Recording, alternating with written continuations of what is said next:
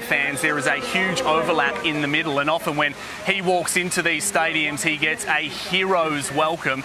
So he had been scheduled to attend one of those. We are just trying to firm up if indeed he is now still going to attend that event, but if he did, that would be remarkable given what has happened today.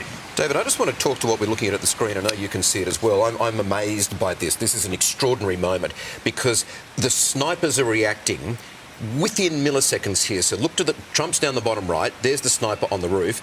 Trump ducks. The sniper begins to fire. From this, we can deduce that the snipers have stopped that attacker shooting Trump further. The reaction is that quickly, that fast. As you point out, it is within milliseconds. You can see that person. Well, first of all, you see Donald Trump react. He's up there, he throws his hands around his head.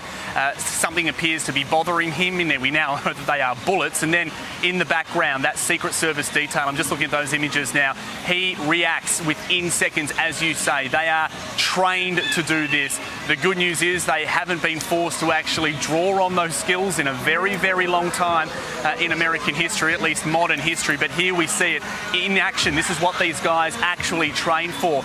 And we see these guys at events, major events all the time. And Ange, you know this from your time here as well. You go to any event, it could be a Joe Biden event, it could be a Donald Trump event. They take no chances with security. There are that detail. They are on rooftops, often around the event perimeter, particularly if it is an open air event. And we've seen it there now. They respond within seconds. An incredible effort there from the Secret Service detail. But just on that, guys, and I'll just tell you one extra thing as well that we're starting to learn, is that the head of the Secret Service is now going to be called in for Congress. Of course, there's going to be a major, investigation into how this actually happened and how it was actually allowed to happen. So congressional leaders are already demanding answers. David, let's stay in this moment though, because we're going to bring up a still image on the screen, which we've sourced from an AP photographer. Now, what's circled in red might explain what Donald Trump said in his statement about he heard whizzing.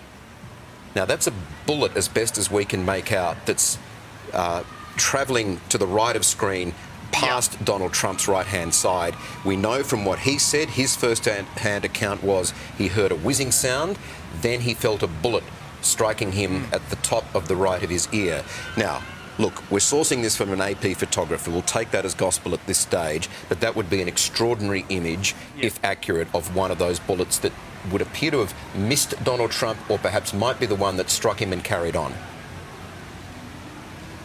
That is going to be photo of the century if indeed it is a real photo at the moment. We must preface all of this by saying that the internet right now is flooded with false information, and we are trying to get those images and that information from the best sources that we can right now. But that has been attributed to a photographer at the New York Times. An incredible picture.